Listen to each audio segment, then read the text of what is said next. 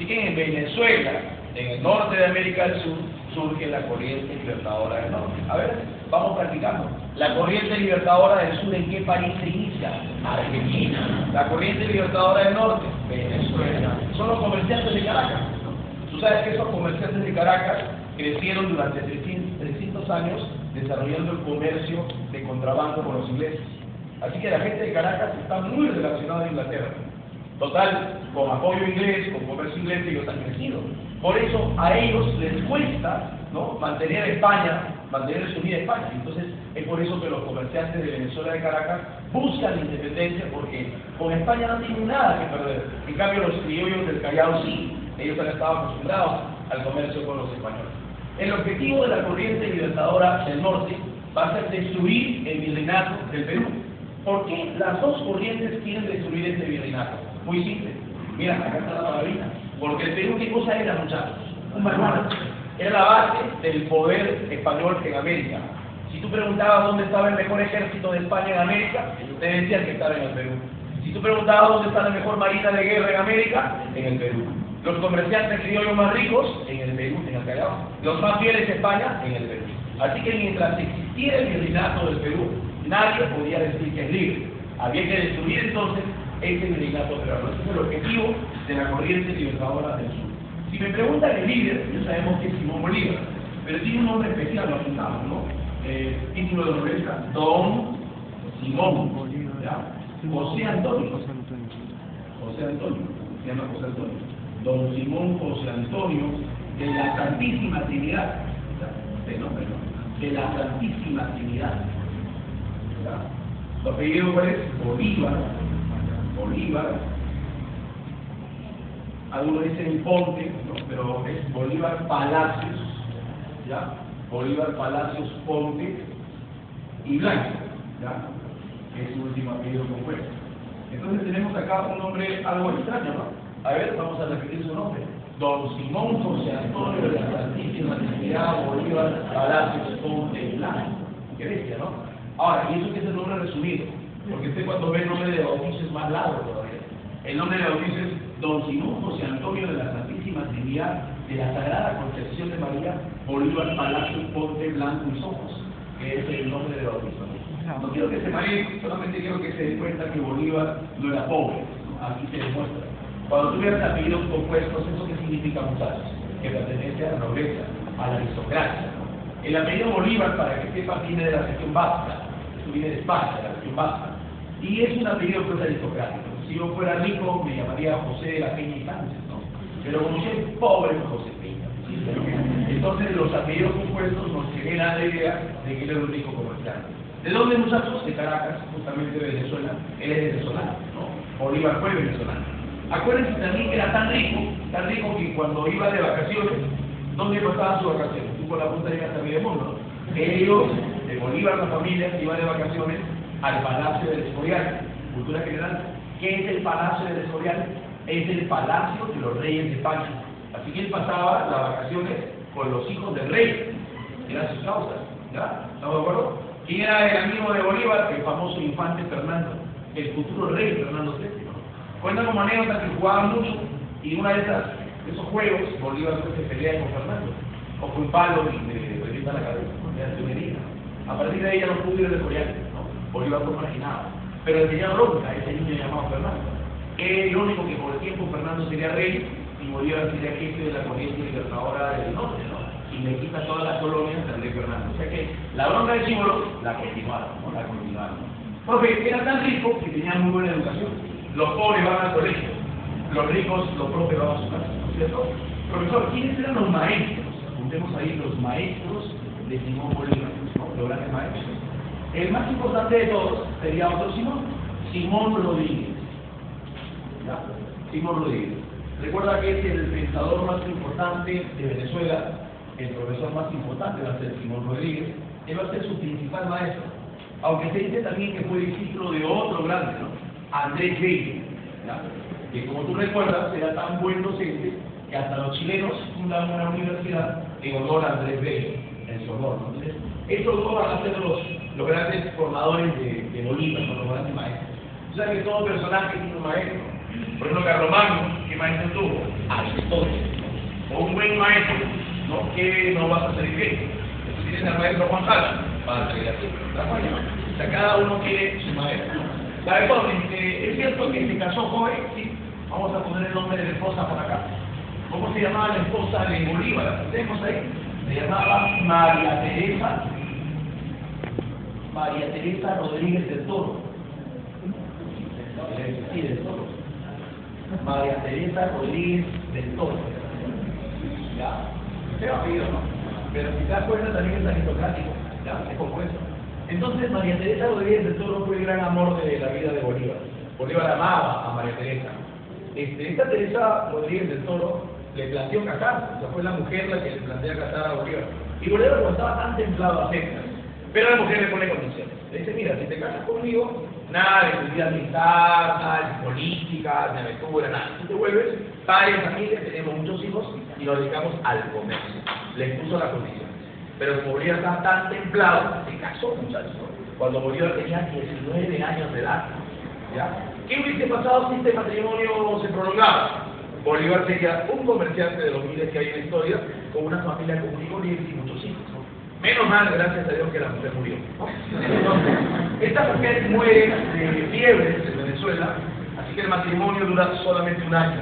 ¿Ya? Solamente un año dura el matrimonio. A los 20 Bolívar ya era viudo, ¿no? Dice que la pérdida de su mujer fue tan fuerte que él decidió, pues, y juró ante su tumba que nunca se iba a volver a casar. ¿Lo cumplió, chicas? ¿Qué dicen ustedes? Sí lo cumplió, porque él es inteligente, hace promesas que puede cumplirlo.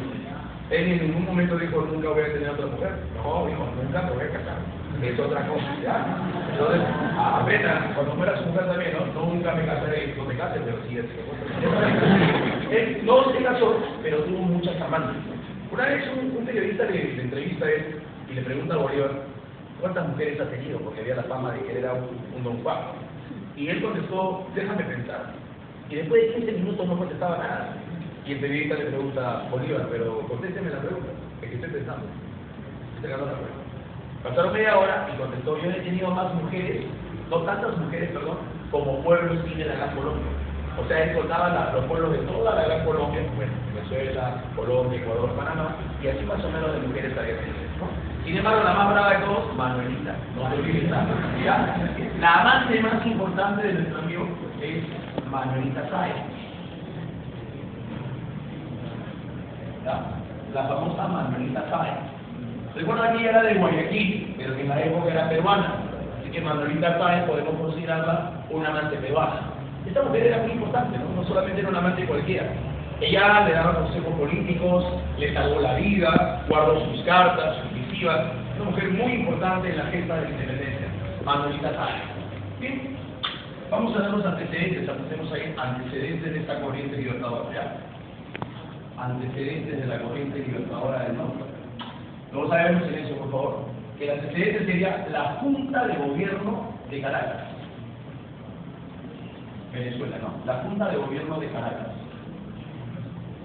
A ver, ¿quién sabe esta pregunta? ¿Quién era el presidente de la Junta de Gobierno de Caracas? ¿Quién era el presidente de Venezuela? A ver, ¿quién sabe? Nadie. El presidente era Francisco de Miranda, un gran precursor. Presidente Francisco de Miranda. Este patita luchó en varias rebeliones. Recuerda que es el más grande precursor que vino a América, ¿no? Participó en 3 revoluciones: en la Revolución Francesa, en la Revolución de las 13 colonias y la Revolución Venezolana, ¿no? Imagínate, 3 grandes revoluciones. Y Francisco Miranda fue el primer presidente de Venezuela, ¿no? Este patita no tuvo mucha fortuna. Él debió ser el líder de la corriente libertadora del norte. Pero dicen que cuando él proclama la independencia, que tal mala suerte, ¿no? Él proclama la independencia y a los minutos ocurre un terremoto. O sea, imagínate toda la gente en las plazas de armas, en las calles, ¿no? Y de pronto él dice que el Venezuela es libre y ¡oh! Un terremoto, ¿no? El terremoto fue tan fuerte que destruyó Caracas. Lo más interesante del terremoto es que la iglesia, después de sucedido el terremoto, ordenó a sus curas que prediquen por las calles que el terremoto era un castigo de Dios. Un castigo divino porque Venezuela se ha rebelado contra un rey elegido por Dios. Así que por haberse rebelado y proclamado la independencia, ese castigo se merecía, ¿no? La gente que era católica creyó en ese estupidez y es por eso que le quitan el respaldo a Miranda. Y la República Venezolana cae esta Junta de Gobierno. Y Miranda se responder, ¿no? El único que sabía dónde estaba Miranda era Simón Bolívar. Él tenía la llave de la casa, sabía la ubicación exacta del líder. Y para mala suerte Bolívar también cae prisionero. Y a Bolívar lo van a fusilar, hacen incluso la magia de que lo van a matar. Y le dice, mira, no te matamos con una condición. Dinos dónde está Miranda, llévanos a él y te dejamos libre. Y así fue, pues. Bolívar traicionó a su líder. Hay que decir las cosas también, ¿ya? Bolívar traicionó a Francisco de Miranda. Lo entregó a las tropas españolas y por eso es que Bolívar pudo escapar, ¿ya? ¿A dónde se fue Bolívar, profesor? Se fue a Jamaica. ¿No? A Jamaica, una isla, donde ustedes recuerdan mucho, pues, ¿qué cosas recuerdan de Jamaica? La marihuana, ¿no? ¿Qué más recuerdan la que? La perrera, toda la malograda que tiene ustedes, ¿no?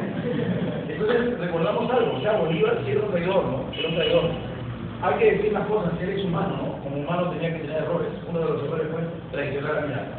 En Jamaica, él escribe una obra, apuntemos, Las cartas desde Jamaica. Esa es la obra de Cartas desde Jamaica. Una obra pequeñita, ¿no? Pero ¿por qué es importante la obra Cartas de Jamaica? Apuntemos. ¿Por qué están las ideas políticas de Bolívar? Ahí están las ideas políticas de Simón Bolívar. Que en realidad son un calco de las ideas de Francisco Miranda. Bolívar, ¿qué tipo de gobierno propone? Ahí en la carta de Jamaica dice, a ver, lo apuntamos, ¿qué tipo de gobierno era? ¿Te acuerdas? La República Federal, ¿no? La República Federal. Él defiende esta República Federal. Cabezón dice, un ejemplo de República Federal, Estados Unidos. Estados Unidos es un ejemplo de República Federal. Lo que quería hacer Bolívar era unir los estados en una gran nación, dirigido por un poder central, dirigido por una sola diplomacia y un solo ejército, pero con autonomía legal. Cada estado tendría su interpretación de las leyes y su propio gobernante, como Estados Unidos. Hay estados como Nueva York, donde no hay pena de muerte, y hay estados como California, donde sí hay pena de muerte. O sea, vemos que en Estados Unidos hay varios estados unidos por un gobierno central, Barack Obama, pero con autonomía legal. Eso es lo que quería hacer Bolívar, ¿ya? Repúblicas federales. De Jamaica pasa a otra isla, lo apuntamos, pasa a Haití, ¿ya? Haití. Recuerda que en Haití, en el año 1804, había habido una revolución de esclavos, dirigido por Alexander Pétion. Alexander Pétion. Esto es importante que recordemos un poquito, ¿verdad? Que recordemos un poquito. Casi todos olvidan que Haití era una colonia de Francia, ¿ya? Haití, después del Tratado de Utrecht, va a ser una colonia de Francia. Y Francia en estos años 1800 estaba gobernada por Napoleón, ¿no? Y entonces, bueno, pues Haití es una colonia donde están esclavos negros que trabajan en la caña de azúcar. Sin embargo, esos negros esclavos se rebelan, y lo que es más sorprendente, triunfan, y crean la primera república de esclavos libertos de toda la historia. Es más, el presidente de Alexander Pétion, él es el verdadero primer presidente negro. No vayan a pensar porque es como a ustedes han pintado de esa manera, no se mentira, ¿no? Estamos hablando de 1804, ya había un presidente negro. Pero este tema, curiosamente, tampoco se enseña en los colegios, ¿no? Y allí se revela contra Francia, derrota a Francia y proclama la independencia. Líder, Alexander Pétion, 1804. Y hay algo más que a mí me encanta. Cuando Napoleón se entera que Haití lo ha derrotado, él lo conocía aquí. Él estaba preocupado pues en Colonia, en Francia, en España, ¿no? Dijo, dame un mapa, ¿qué es Haití? Dijo, y le enseñaron pues que era un pedazo de isla, ¿no? Dijo, no puede ser, ¿cómo un pedazo de isla va a derrotar a gran Napoleón? Envíen a los 50 mejores generales de la Legión de Honor, de la Gran Armada. Así que a sus 50 mejores hombres lo envían para someter aquí. ¿Y qué quieren ustedes? Los haitianos los matan a todos y colocan los cuerpos de estos generales de Napoleón en la playa con un letrero verde que decía bienvenidos franceses a la República Negra de Haití. No, imagínate, ¿no? Y entonces esa es la más grande derrota que tiene Napoleón. No es Waterloo, como normalmente nos enseñan, ¿no? Para que vean que la historia es muy eurocentrista, ¿no? Es muy eurocéntrica, hay detalles que a veces se les pasa a los libros oficiales. Bueno, Alexander Pétion y Haití van a colaborar con Bolívar, junto con Inglaterra. Y ahí se forma un ejército. ¿Cómo se llamó el ejército de Bolívar? Apuntemos, Ejército Libertador de los Cayos. El Ejército Libertador de los Cayos. Ese es el Ejército Libertador de los Cayos. Ahora les hago una pregunta. Entonces, los soldados del Ejército de Bolívar, del Ejército de los Cayos, ¿de qué raza eran? Negra. ¿De dónde venía la mayoría de ellos? Vamos, de Haití. Y las armas, las municiones y los barcos, ¿qué país lo puso? Inglaterra. ¿Ve cómo se va forjando esto? ¿Verdad? Se va forjando el ejército. Y a partir de ahí se dan las principales acciones militares. Apuntemos entonces cuáles son las batallas de Bolívar, ¿no? Acciones militares más importantes. Ya. A ver, vamos a hablar de las acciones militares más importantes. ¿Ya? Primera gran batalla, apuntemos la batalla de Boyacá. A ver chicos, la batalla de Boyacá dio la independencia de qué país? No, de Colombia. ¿Ya? Primero se libera Colombia, es algo medio raro. Boyacá, la independencia de Colombia. Después de la batalla de Boyacá se da otra batalla que no se recordaba a ti, Carabobo. Carabobo. Claro, la batalla de Carabobo da la independencia a Venezuela. Es la independencia de Venezuela. Y después de la batalla de Carabobo tendría otra batalla, ¿cómo se llama? Pichincha. No te olvides, ahí tenemos la batalla de Pichincha, que dio la independencia al actual planeta de los simios, Ecuador. Entonces vemos en la corriente libertadora tres grandes batallas. Boyacá, la independencia de Colombia; Carabobo, la independencia de Venezuela; y Pichincha, la independencia de Ecuador. Ojo, no hay que olvidarnos que esta batalla de Pichincha tiene algo especial. Esta batalla de Pichincha en Ecuador, por primera vez se juntan ahí las dos corrientes libertadoras. ¿Ya? O sea, no te olvides que en la batalla de Pichincha, la corriente libertadora del norte se une a la corriente libertadora del sur. Pero, por si acaso, no estaban ni San Martín ni Bolívar, y no estaban sus lugares tenientes. Ahí me digo, ¿quién representaba a la corriente libertadora del norte en Pichincha? Sucre, que siempre va a ser la mano derecha de Bolívar, Sucre. ¿Y quién representaba a la corriente libertadora del sur? Santa Cruz. Así que ya saben, ¿no? Los caudillos fueron Santa Cruz y Sucre los que se unen aquí en Pichincha. Y ahí que la pregunta del examen de admisión era la siguiente, ¿no? ¿En qué batalla confluyen las dos corrientes libertadoras? Respuesta: Pichincha. Y juntos, los tres países se van a unir. ¿Y qué es lo que forman, muchachos? ¿Qué se crea? La Gran Colombia. ¿Ya? Se crea la Gran Colombia. ¿Ya? Y también vas a recordar que en esta época Panamá era una provincia de Colombia. Así que si te preguntan, la Gran Colombia, actualmente, ¿por qué países estaría formado? Tú vas a contestar Venezuela, Colombia, Ecuador y Panamá, actualmente. En esta época era Panamá parte de Colombia. Recuerden que Panamá no existía como país independiente en esta época, son los años 1800. Panamá se independiza en los años 1900. Hay que entender eso. ¿Y quién es el jefe político militar de la Gran Colombia? Aquí nombran jefe político, ¿no? El gobernador, y además jefe de los ejércitos. El jefe político militar de la Gran Colombia va a ser el propio Bolívar. Y es en ese momento cumbre que llega una comisión de peruanos. Ahí están los comisionados. Apuntamos los comisionados peruanos, qué vergüenza, ¿no? Mientras que la Gran Colombia aparecía, el Perú luchaba porque no podía liberarse. Vergonzoso. Al punto que un congreso del gobierno del presidente Rivadavia tiene que enviar a dos grandes congresistas a invitarlo a Bolívar para que venga al Perú, por favorcito, a liberarlos. ¿Y quiénes son esos comisionados? Vamos, el número 1, José Faustino Sánchez Carrión. Sánchez Carrión va a viajar a Colombia a invitar a Bolívar. Y el otro era Joaquín Olmedo, ¿no? Vamos a explicar quiénes son cada uno de ellos. Joaquín Olmedo.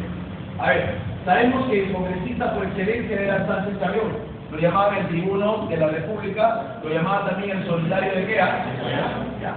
Gracias a él se establece una república en el Perú. Mira, político, escritor, literario y todo lo demás. Joaquín Olmedo era el mejor poeta del momento. En esta época los congresistas eran buenos, ¿no? O buenos políticos, ideólogos o poetas. Ahora, ¿qué son? Los Comeoro, la Baquilla, ¿no? Alpaquero, los alcaldes, ¿no? ¿Cómo? Sus ideas de la nalga 13, ¿no? Joaquín Olmedo. Entonces el Congreso ha perdido también su importancia, ¿no? Estos comisionados viajan y le piden a Bolívar que venga, pero Bolívar se goza y dice, no, yo todavía no puedo ir. Pero puedo enviar a mi lugarteniente. ¿Quién es su lugarteniente? Sucre. Y el Sucre llega primero al Perú, ¿con cuántos soldados? 3.000 soldados. ¿Ya? Sucre va a llegar primero al Perú. El objetivo de Sucre es preparar el camino para que Bolívar llegue a nuestro país. Y así fue, Sucre vino a dividir, a complicar más a los peruanos, a hacernos derrotar en la segunda campaña de puertos intermedios, y una vez que estábamos recontrapodridos, vino Bolívar, ¿no? Entonces vamos a poner ahí el siguiente tema, Bolívar en el Perú. Bolívar en el Perú.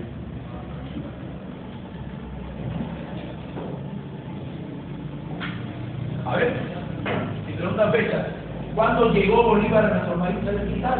Llegó el 1 de septiembre, no te olvides, ¿verdad? El 1 de septiembre del año 1823, ¿verdad? A bordo de una embarcación, ¿cómo se llama la embarcación? ¿Te acuerdas? Chimborazo. Que bien quedó gay su nombre, ¿no? Chimborazo. Así como la foto que acuerda mi amigo Enrique, ¿no?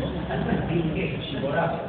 Entonces, jóvenes, en esta embarcación Chimborazo, él va a llegar al Callao.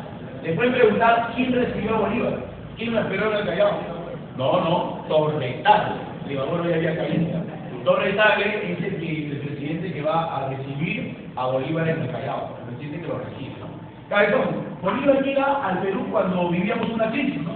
Claro, se conoce como la crisis política de 1823, ¿no? Excelente, tú lo has dicho. Bolívar llega en medio de una crisis. ¿Cuál es la crisis política? Que hay dos presidentes. Un primer presidente del Perú, Rivadavia, que está gobernando desde qué parte, a ver quién sabe dónde gobierna, en Trujillo, con la mitad del Congreso, y el otro presidente era Torre Tagle, el marqués de Torre Tagle, ¿ya? Que gobernaba de Lima, con la mitad también del Congreso. Así que, el asunto, Bolívar llega cuando el Perú se encuentra en una tremenda crisis política. Hay dos presidentes, ¿no? Entonces, lo primero que hace Bolívar es eliminar a sus enemigos. Él va a eliminar a sus enemigos. Vamos a explicar esto, cómo así elimina a sus enemigos. Por ejemplo, ¿a quién primero tiene que eliminar? Si Torre Tagle lo ha recibido, ¿a quién tiene que eliminar? A Rivadavia, ¿no? Se investiga a Rivadavia y por ahí cae una carta que Rivadavia le había escrito a Virrey La Serna, que todavía estaba resistiendo en el Cusco. En esta carta Rivadavia le plantea crear una monarquía donde españoles y criollos gobiernen, una alianza. Y como es descubierto, nuestro amigo Gutiérrez de la Fuente descubrió esta carta. Gutiérrez de la Fuente lo echó, pues, ¿no? Un soplón, lo echó a Bolívar y Bolívar ordenó que lo fusilen. Pero Rivadavia logró escapar, porque era el hombre más rico del Perú en ese momento. Así que Rivadavia escapa y está eliminado el primer personaje. Segundo personaje en cuestión, ¿quién sería? Torre Tagle. Pero este mosca sabe que Bolívar quiere tener todo el poder, así que al toque Torre Tagle va a promulgar la Constitución. ¿Ya? Mira, se promulga entonces, apuntemos, Torre Tagle promulga la primera Constitución política del Perú. ¿De qué año es la Constitución? A ver, de 1823. A ver, nunca se olviden eso. La primera Constitución del Perú era de 1823. Promulga el hecho. Yo no he dicho que se cumpla. He dicho que lo promulga. Usted dice, no, sí, esta es la Constitución, esta era todo lo que era. Expliquemos mejor. La Constitución del 23 es de influencia francesa. No se olviden. Es de influencia francesa, nuestra primera Constitución. Es de carácter liberal, porque le da muchos derechos y atribuciones al Parlamento, al Congreso. Y algo más, se promulga el 12 de noviembre de 1823. ¿Qué presidente lo promulgó? ¿Recuerdas? Torre Tagle. Pero un pequeño detalle. Cuando Bolívar se enteró que iba a ser promulgada esta Constitución, Bolívar lo llamó a Tagle. Marqués, repito, ¿ya? Si tú promulgas esta Constitución, yo no tengo nada que hacer en el Perú, porque esta Constitución va a limitar mi poder, va a limitar mi accionar, ¿no? Mi libertad de acción militar. Eso no se hace, ¿no? Pero me evitas eso. Entonces, si la promulgación fue el 12 de noviembre, porque Torre Tagle un día antes, el día 11, dice, por si acaso, la Constitución que mañana vamos a promulgar, cualquier ley o artículo de esta Constitución que vulnere el poder de acción de Bolívar, queda suspendida. Entonces, un día antes de promulgarlo, ya lo habían suspendido. Esa es la razón por la cual nunca va a regir esta Constitución. Sí fue promulgada, pero no se cumplió, no regió. ¿Y quién puso trabas a esto? ¿Qué personaje? Bolívar, ¿ya? Y luego, jovencitos, entenderán que Torre Tagle gobernaba el Perú y va a sufrir una invasión. Los españoles invaden nuevamente Lima, ¿no? Entra Canterac, que pasea por todo Lima, y entra Rodríguez, ¿te acuerdas de Rodríguez? Que incluso recupera los castillos del Real Felipe del Callao. Y acá ocurre la más grande traición en la historia del Perú. Nunca se ha visto esta traición ni en la guerra con Chile. Pero curiosamente no se explica esta traición. A ver, ¿quién nos traicionó cuando Rodríguez y Canterac invadieron a Lima? Torre Tagle. ¿Saben lo que hizo Torre Tagle? Mandó una carta, mandó una carta al Virrey La Serna que decía: hoy prefiero ser súbdito de don Fernando a ser súbdito de don Simón. Renuncio a la presidencia de la República del Perú. Renuncio a la independencia y doy vivas al rey Fernando, el deseado. ¡Viva el virreinato! ¡Viva España, madre patria! Ahora, que nos traicione él para acá, pero nos traicionó el presidente, el vicepresidente Ayala, los ministros, ¿ya? Los congresistas, y casi todos los generales del ejército peruano de la Legión, la primera Legión peruana de la Guardia. En otras palabras, toda la estructura del Estado se pasó a los españoles. Esa fue digamos, la reacción más grande de la historia del Perú. Por eso yo no comprendo cómo al Ministerio de Relaciones Exteriores se les puede llamar torretano. ¿En nombre de qué, muchachos? De un traidor, del primer gran traidor de la historia peruana. ¿Y a dónde se fueron ellos, profe? ¿A dónde se fue el presidente y congresistas militares? Se fueron a los castillos de Real Felipe a refugiarse al lado del famoso Rodín en español. Muy bien, apuntemos. Luego, jovencitos, va a fusilar a un noble, ¿no? Te pueden preguntar qué noble fue fusilado y tú vas a colocar ahí el famoso Vizconde de Sandoná. Vizconde de Sandoná. Ahí, a él sí nuestro amigo Bolívar ordenó fusilarlo, ¿no? Por lo mismo, por haber campeado con el virrey de la Serna e intentar hacer un acuerdo con traición. El Vizconde de Sandoná es fusilado. Él va a ser fusilado. ¿Ya? ¿Cuáles son las primeras medidas? Perdón, nuestro amigo ya Bolívar ante esta situación fue proclamado dictador, ¿no? Le pueden preguntar la fecha en que a él lo nombran dictador supremo, hay que recordarlo ahí, ¿no? Le entregan todo el poder a él. Eso fue en febrero de 1824. Empieza su dictadura, en febrero de 1824. Vamos a ver cuáles son entonces las primeras medidas de Bolívar como dictador, las primeras medidas. ¿Ya? A ver, vamos a ver. Hay una ley muy importante que a veces obviamos, que se conoce como la ley de los reemplazos. A ver, lo apuntamos ahí. Una primera medida va a ser la ley de reemplazos. Se dice que Bolívar exigió al Perú lo siguiente. Él dijo, yo he venido al Perú con 3.000 soldados, y el día que me vaya, tengo que irme con 3.000 soldados. ¿Eso qué significaba? Que cualquier colombiano que muera luchando aquí en el Perú tiene que darle un soldado peruano para que cubra el vacío dejado por ese mundo. Por eso se dice que cuando Bolívar se retira del Perú, se lleva a más de 2.000 peruanos dentro de su ejército. Lo más interesante es que nunca le consultaron a ellos. Dijeron, bueno, suelta los barcos, vamos a necesitar ver cómo te ha puesto sucio, ¿no? Y terminaron en Cartagena, Panamá, Guayaquil, ¿no? Esos temas se puso. En realidad, se dio la ley de reemplazos en ese sentido, ¿no? También se dio la abolición del tributo. Pero luego de la abolición del tributo indígena, va a crear otra contribución, que se conoce como la contribución personal. La contribución personal de los indios a la causa republicana. Eso también es obra de nuestro amigo, una medida de él, ¿no? También, aparte de la contribución personal, otra medida va a ser la venta de tierras del Estado, la venta de tierras del Estado y de la Iglesia. Del Estado y de la Iglesia. Tú sabes que él vendía las tierras del Perú y de la Iglesia por una cuestión de buscar fondos para que puedan financiar la guerra. A ver, vamos a ver entonces otros datos. ¿Cuál va a ser el cuartel general de nuestro amigo Bolívar en el Perú? ¿Qué ponen ustedes? Mira, acá yo tengo una duda. En algunos libros dice Pativilca y en otros libros dice Trujillo.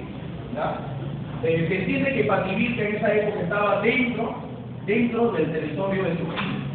Tú puedes contestar así, si no está la palabra Trujillo, pones Pativilca. Esa va a ser entonces el cuartel general de nuestro amigo Simón Bolívar. Trujillo, Pativilca. Esta es la razón por la cual, como los trujillanos fueron los que más apoyaron a Bolívar, con el tiempo se ganaron otro nombre, ¿no? El departamento de Trujillo pasó a ser llamado el departamento de la libertad, justamente porque apoyaron por la independencia, ¿no? El departamento de la libertad. ¿Sabes? ¿Y quién era el jefe del Estado Mayor? A ver, apuntemos el jefe del Estado Mayor, o sea, el jefe de sus ejércitos. Después de Bolívar, ¿quién estaba, muchachos? Sucre. No te olvides que era el jefe del Estado Mayor. Ah, sorpresa. ¿Y quién era su secretario de gobierno? A ver, esto también ha sido pregunta. Secretario de gobierno sería Sánchez Carrión. Faustino Sánchez Carrión. Ese es el secretario de gobierno, Sánchez Carrión. ¿Ya? Sánchez Carrión. Y que nuestro amigo está metido en todo el proceso de independencia. Cuando Bolívar se fue, le dio gobernar Sánchez Carrión. Él debió ser el primer presidente constitucional. Pero recuerda que muere misteriosamente en Luis, cuando mataba a caballo. Y muchos sospechan que a él lo envenenaron. Lo envenenó la aristocracia limeña que no quería que un radical republicano se convierta en gobernante. ¿No? Esta es la versión que da Batalla, por ejemplo. Entonces, vamos con las batallas finales, la campaña final. Apuntemos, por favor. Toda la campaña final que hace Bolívar en nuestro país. ¿ya? La campaña final. A ver, ¿cuál sería la primera gran batalla? ¿Recuerdan o no? La primera gran batalla de Simón Bolívar, vemos la batalla de Junín, ¿ya? La batalla de Junín. ¿Recuerdan ustedes la fecha de esta batalla de Junín? ¿Sabe? El 6 de agosto de 1824. ¿No? El 6 de agosto de 1824. ¿Cómo se le llama a esta batalla? Tiene varios nombres, bastante, ¿no? Por ejemplo, número 1 se le llama la batalla sin humo, ¿ya? ¿Por qué razón se le llama la batalla sin humo? Porque no hubo ningún disparo. Todo era costado el tipo de Chaguares, todo era costado. Batalla sin humo. También lo llaman la batalla de los sables, por esa razón también. La batalla de los sables. ¿Sí? La batalla de los sables. También lo llaman la batalla de la caballería. La batalla de las caballerías. Incluso después de la batalla se le puso un nombre, la batalla de los húsares. Así también se le conoce, la batalla de los húsares. Mira cuántos nombres tiene esta batalla, ¿no? Tremendo, ¿no? Batalla sin humo, batalla de los sables, la batalla de las caballerías y la batalla de los húsares, ¿no? Saludito, aunque usted lo crea, la batalla de Junín dura poco tiempo, más o menos 40 y tantos minutos, ¿no? A ver, vamos a poner acá, ¿quiénes eran los realistas? Los españoles, pues los que luchaban por la corona española, ¿no? Los realistas. ¿Sabes quién es el jefe de los realistas, te acuerdas? Canterac. Muy bien. Ahí está luchando Canterac por los españoles, el jefe, en la batalla de Junín. ¿Cuántos hombres tiene Canterac? 1.300 soldados. Y se va a enfrentar a los patriotas, que son la gente de Bolívar, ¿no? Los que quieren la independencia de la patria. ¿Y quién es el líder de los patriotas? No es Bolívar, no es Bolívar, porque Bolívar no participó en una batalla, en ninguna batalla. Él jamás expuso su vida por nosotros. Bolívar en la batalla de Junín estaba en la parte alta del cerro, chequeando cómo sus ejércitos se enfrentaban. Incluso cuando vio que estaba perdiendo, se arrancó con su caballo. El jefe de los patriotas es Necochea, un argentino, el famoso Necochea, argentino, luchando por el Perú ahí, qué vergüenza, ¿no? ¿Cuántos soldados tenía Necochea? Solo 900. ¿Ya? Entonces, cuando estalló la batalla, daban asiento, por favor. Cuando estalla la batalla, chiquita, siéntese, por favor. Usted. Sí. Dale permiso, amigo. Chao, la rosa, al toque, al toque. Hoy día no estamos para ver artículos, estamos de contra del tratado. ¿Ya? Apuro. El guaguaguá y el carihuán se van a ¿ya? Entonces, jóvenes, si usted ve la cantidad de los soldados que están enfrentándose, obviamente que los españoles iban a vencer, ¿no es cierto? Y estaban ganando. Al punto que Bolívar, ya te conté que hizo Bolívar cuando vio que estaban perdiendo su ejército, huyó con su caballo, con su gente, con su estado mayor. Ante la huida, en esa época tenían que dar órdenes de retirada. Pero como no había walkie-talkie, que es una etapa muy antigua, todo era con banderas y gritos. Por ejemplo, yo estoy acá y mi amiga la negra está al final, ¿no? Yo digo retirada con una bandera y la otra, porque su bandera que también dice retirada, y así se pasa la señal hasta el campo de batalla. Desde los más altos oficiales hasta el soldado más rápido. De eso se trata. Y cuentan que la MAR, ahí está, la MAR, igual que está luchando aquí en la independencia, la MAR dio la orden de retirada, porque Bolívar le ha dado esa orden, ¿no? Él está retirada, dice el orden, ¿no? Esta orden la recibe Andrés Rázuri, otro oficial. Y tú sabes que Andrés Rázuri también tenía que gritar retirada, pero Rázuri se percató que había llegado a la batalla un último batallón peruano, había llegado tarde, eran los húsares del Perú, ¿ya? Pero estos húsares del Perú llegaron tarde porque encontraron una zona pantanosa, y entonces como los caballos no podían pasar por la zona pantanosa, tuvieron que bordear el pantano, y son tan lecheros que están justo en la retaguardia de los españoles. Ahí aparece, y eso lo vio Rázuri. Y como Rázuri sabía que estos húsares del Perú eran campesinos, eran guerrilleros, eran montoneros, dirigidos por Isidoro Suárez, el maleado que hace, cambia la orden. En vez de retirada, el maleado grita, ¡ataque! Entonces él cambia la orden. Y es por eso que Isidoro Suárez, líder de quién, a ver, de los húsares del Perú, va a atacar. Y como eran campesinos, estos húsares los destacaron la PTM a los españoles, los húsares del Perú. Entonces vemos que en la batalla de Junín son los campesinos los que dan la victoria. Mira cómo las montoneras tienen un papel decisivo en la independencia peruana porque participan en la batalla, ¿no? De ahí se cuenta que a los húsares del Perú le cambiaron de nombre. Ahora lo llaman húsares de Junín. Y en premio a este esfuerzo, a este arrojo, lo nombraron a ellos la Guardia Presidencial. Cada vez que el presidente está en el Palacio de Gobierno, ¿quién lo protege? Los usa el ejército. Que ahora ya lo hace desvirtuado, no somos campesinos, sino ahora todo ven como oficiales blanquitos y todo eso, ¿no?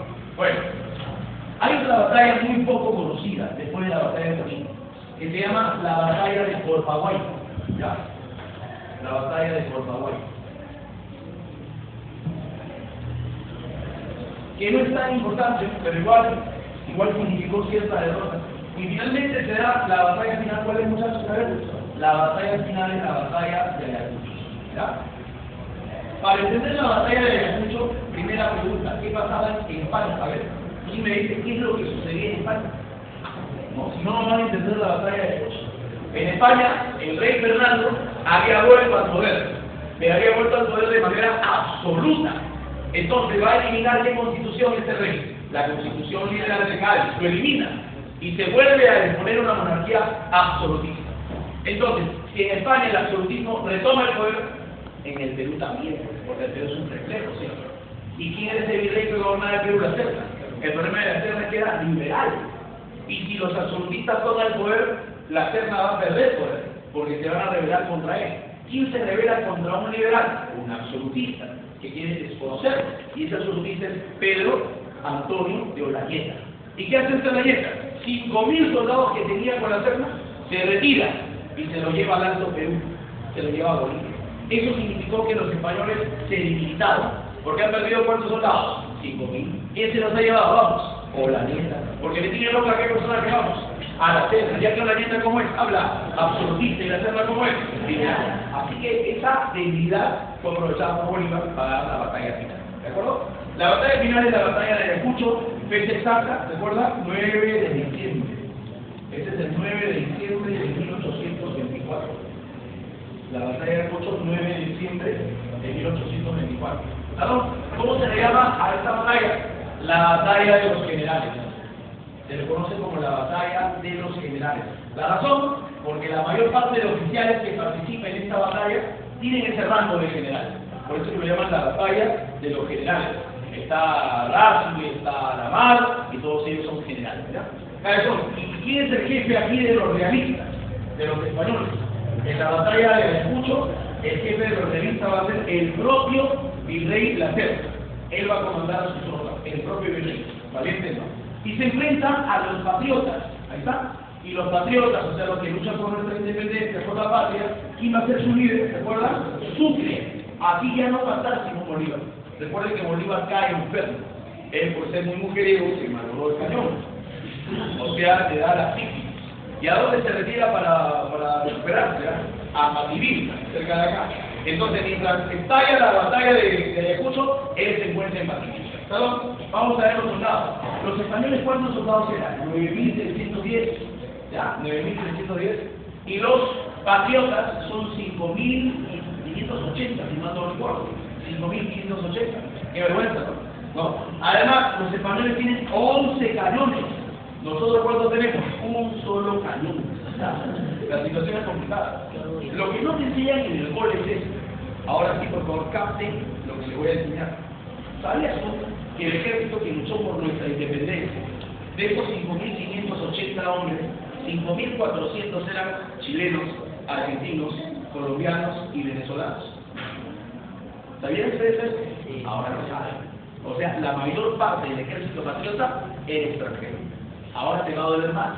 De los 9.310, 9.000 soldados españoles eran peruanos. Entonces la pregunta acá salta a la vista, ¿no?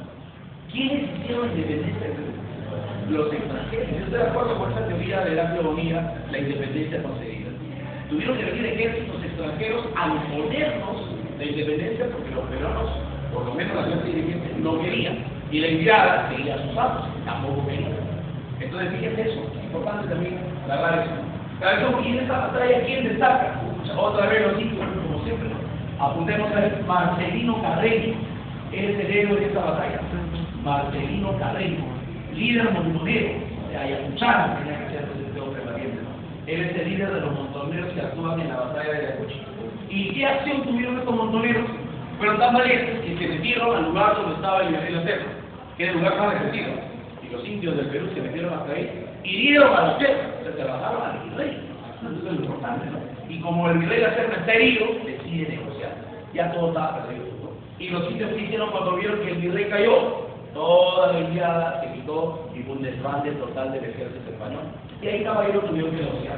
Apuntemos el documento. ¿Qué documento fue el que se firmó? A ver, la capitulación de Ayacucho. Ahí tenemos a la capitulación de Ayacucho. Silencio, por favor. Capitulación de Ayacucho.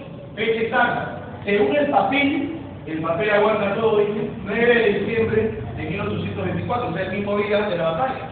Pero los testigos dicen que este documento recién se firmó 2 días después. O sea, el papel dice 9, pero ellos lo firmaron el 11 en realidad, ¿ya?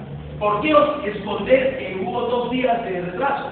Fácil, porque se quiere esconder que hubo negociaciones, que esta independencia se negoció.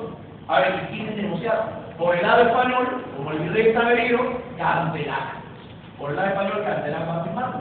Y por el lado patriota, como Bolívar estaba con el cañón Califas, eso se va a estar acá.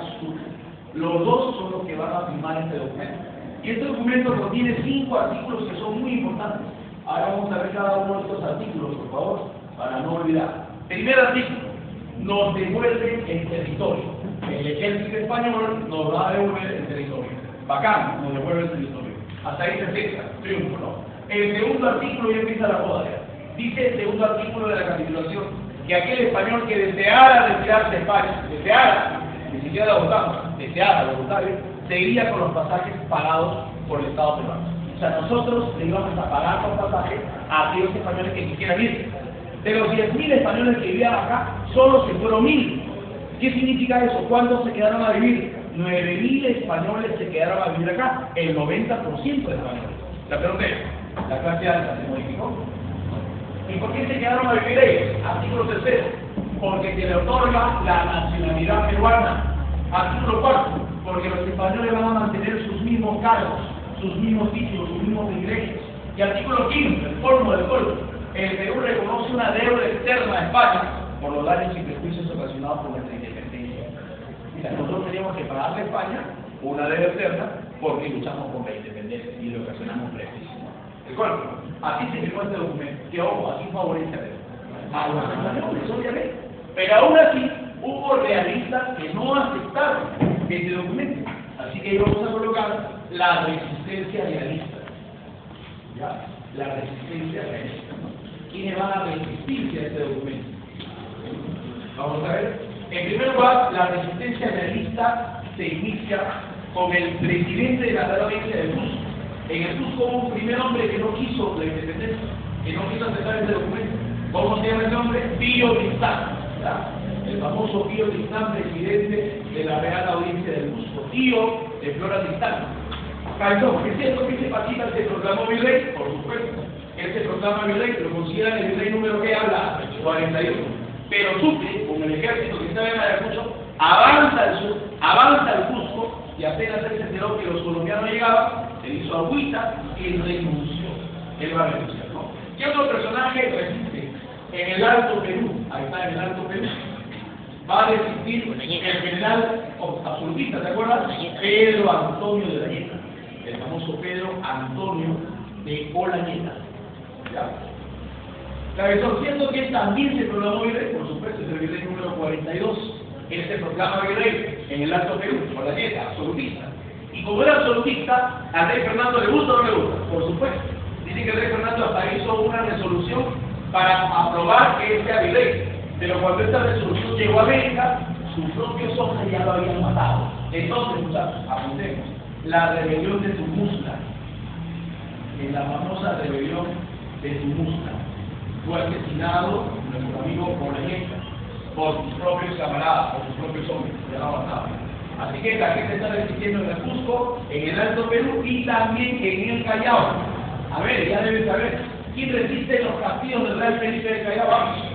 Robín, muy bien, ¿no? El famoso Ramón Robín. El famoso Robín resiste en los castillos del Real Felipe del Callao. Ahí resiste.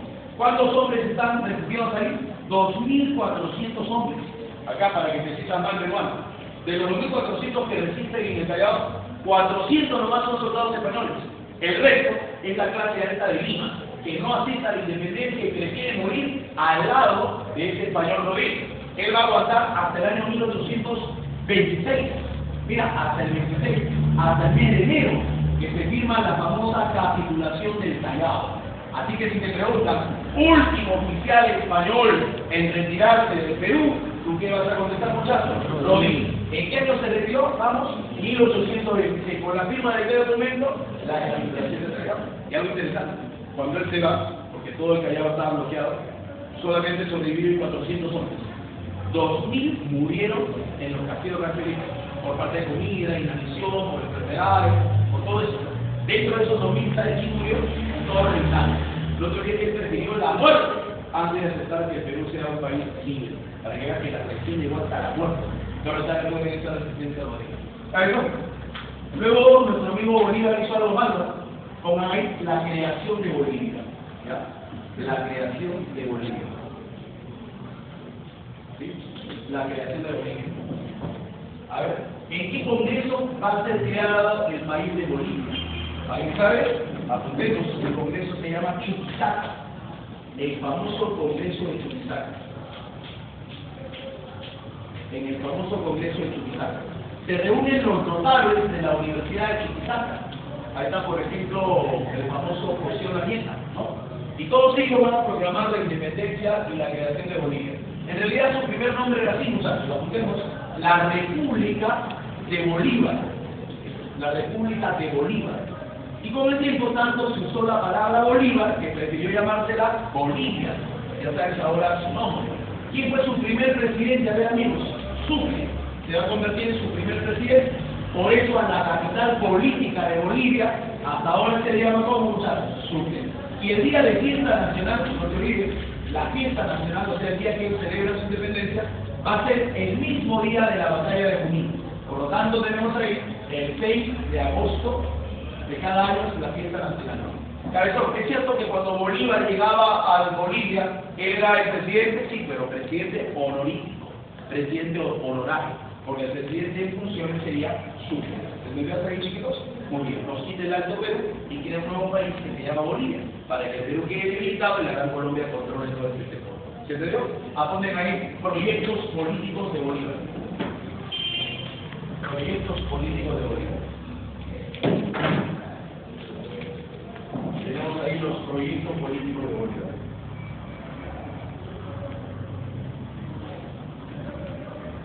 Proyectos políticos de Bolívar.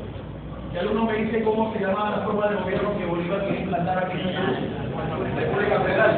Ahora, dentro de estos proyectos destaca uno de ellos, apuntemos, la famosa Confederación Americana. La Confederación Americana. Algunos lo llaman también la Gran Reunión Americana. ¿Ya? La Confederación Americana. Ese es el primer proyecto. La Gran Reunión Americana, la Confederación Americana. ¿En qué consiste eso? Chequen esto, por favor, al toque nomás. A ver. Ya. Mira, si yo dibujo ahorita el continente americano, vamos a dibujar rápidamente, chicos, no se burlen del dibujo, entiendan solamente la idea. La idea es esta. Nuestro amigo Bolívar tenía miedo a dos cosas. Piensa. Primero, a Estados Unidos. Bolívar decía que este se iba a convertir en una gran potencia. Así que temía que Estados Unidos domine América del Sur. Y también temía que la Santa Alianza, que en esta época existía en Europa, la Santa Alianza Europea, desembarque ejércitos en América y reconquiste sus colonias.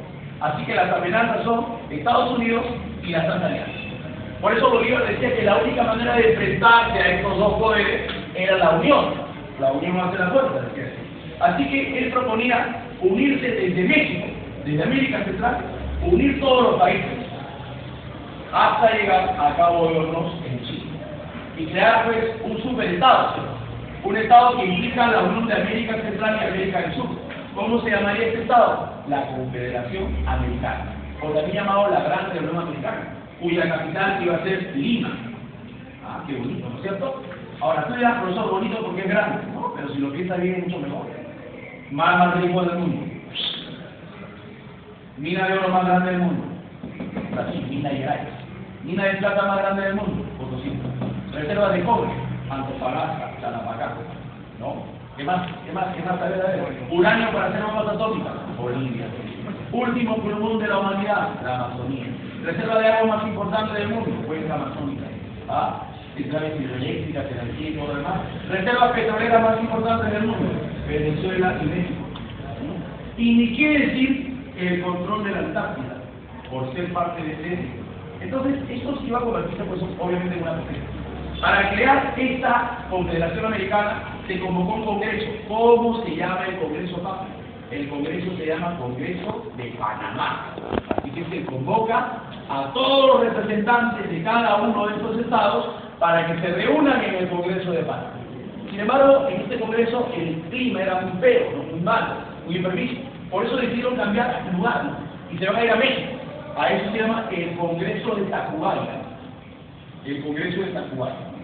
Quizá en el Congreso de Tacubaya incluso hasta se firmó alianzas militares, alianzas diplomáticas, alianzas de defensa, pero no se unieron políticamente porque dos países miserables se opusieron. ¿Quién cree eso? Chile, ¿ves? Ajá. Nos sospechaste desde el primer principio. Ajá. También tenemos Argentina. Estos dos miserables, por culpa de estos pandilleros y por culpa de estos rotos, es que la Confederación Americana va a fracasar. Este es el primer proyecto de Bolívar. Hay un segundo proyecto de Bolívar que es el último de curso, el Arca de la Máquina. Y este proyecto es el siguiente. Vamos a dibujar nuevamente este mapa que tanto obvio. A ver, ahí está, el mapa de América del Sur. Ahí está, en eso, observa. La Santa Alianza, cuatro países: Francia, Rusia y Austria. Y estaban dirigidos por el zar Alejandro I. ¿Ya? Muy bien, dinastía romana. Observa, esto es el Perú que estoy dibujando, ¿ya? Esto es Bolivia, esto es Colombia, que llegaba hasta Panamá, y esto es Venezuela. Según el segundo proyecto, nuestro amigo Bolívar decía: ya, si no se puede la Confederación Americana, entonces vamos a crear la Federación de los Andes. Esa sería la Federación de los Andes. Cabezón, ¿y esta Federación de los Andes qué países lo iban a integrar? Los países que Bolívar liberó. Y obviamente, Bolívar liberó Venezuela. ¿Qué más liberó Bolívar? A ver, perdón. Colombia. ¿Qué otro país liberó Bolívar? Perú. Y Bolívar también crea, ¿qué cosa, muchachos? Con su Bolivia. Así que esa sería la gran Federación de los Andes. También con capital en Lima. ¿Ya? Para crear esta federación que iba a ser un super país, Brasil iba a crecer, y mira Chile que este pedacito desaparecía, lo analizamos, se acabó. O para que quiero como guate, como ahí cagado. Para crear esta federación se va a establecer una ley, la famosa ley que se llama la Constitución Vitalicia. La Constitución Vitalicia. Ese era el objetivo. Con esta Constitución Vitalicia, en 1826, se iba a crear la Federación. Datos al toque, chicos. ¿Por qué lo llaman Constitución Vitalicia, para empezar? Porque nombraba a Bolívar como presidente de todo este macro país a perpetuidad. Como Bolívar iba a gobernar hasta que se muriera, por eso la Constitución que establecía eso se llama vitalicia. Es más, Bolívar tenía derecho de elegir a un sucesor. Fíjate, o sea, Bolívar se comportaba como un rey, entonces, ¿no? Él gobernaba hasta su muerte y él dejaba un heredero que gobierna después de él, que sería obviamente Sucre. Ya, obviamente Sucre, ¿no? La Constitución vitalicia establece también 4 poderes. Esto es interesante, también 4 poderes, ¿no? El poder ejecutivo, el poder legislativo, el poder judicial, y ¿cuál es el último nuevo? El poder electoral. Esto me encanta, porque mira, mezcla la monarquía con la república. Eso es un fenómeno local, ¿no? Nadie había hecho eso. O sea, se pone prácticamente un rey de Bolívar, prácticamente, pero se pone democracia, un poder electoral, y eso sí, no todos podían elegir las autoridades. Lo que tenía que elegir era gente preparada. Se escogía a los electores, a los más inteligentes, a los más capaces, a los profesionales. Ellos eran los electores de las autoridades. Así que había electorado, y no como acá, electorado, ¿no? O sea, ahí sí iba a haber electorado. Profesor, aparte de eso, el Congreso, el Poder Legislativo, ¿cuántas cámaras tenía? 3 cámaras. Ya 3 cámaras. La Cámara de los senadores, la Cámara de los diputados, o de los censores, y la Cámara de los representantes. ¿Ya? Fíjate, 3 cámaras tenían. Impresionante, ¿no? Cabezón, una pregunta. ¿Y quién hizo esta ley? Bolívar. Bolívar lo redactó. Pero ¿quién promulgó la Constitución liberal? Ah, ya, esta lo va a promulgar Santa Cruz. no te olvides, Santa Cruz. Cabezón, ¿y cuándo lo promulga? Para la celebración de la batalla de Ayacucho, un 9 de diciembre de 1826. Dicen que ya estaba todo listo, ¿no? Pero nuestro amigo Simón Bolívar se retira. Pregunta, ¿por qué Bolívar se va del Perú? Porque está ahí en la Gran Colombia una guerra. Esa guerra es entre Santander y Páez. Entonces Bolívar, al retirarse, ya dice, oye, me voy un ratito acá a la Gran Colombia a solucionar este conflicto entre Santander y Páez. ¿Qué hace Santa Cruz como presidente de un consejo de gobierno provisional? Santa Cruz se queda como gobernador. ¿Quién va a promulgar la Constitución? ¿Cuál fue la única zona que no aceptó la Constitución vitalicia? El único colegio electoral que no aprobó esta Constitución en el Perú. La respuesta fue el lugar electoral se llama Tarapacá, ¿ya? Tarapacá fue el único lugar, el único colegio electoral que no aceptó la Constitución vitalicia. ¿Y quién es el jefe de Tarapacá? Chúpense la media ahí, Ramón Castilla. Para que vean que sepan que hizo mucho daño a la historia peruana. Y los estúpidos dicen que es el mejor presidente del Perú. Ramón Castilla se opuso a la Constitución. Entonces, Santa Cruz gobierna provisionalmente, lo sacan del poder, se establece un segundo Congreso Constituyente que elige como presidente constitucional a qué persona será, a la nada, y se inicia una nueva etapa en la historia peruana que se llama, ¿cómo papito vamos? La República. Entonces ahí sabemos que la Federación de los Andes fue traicionada por los propios peruanos. Un break de 2 minutos, ¿ya?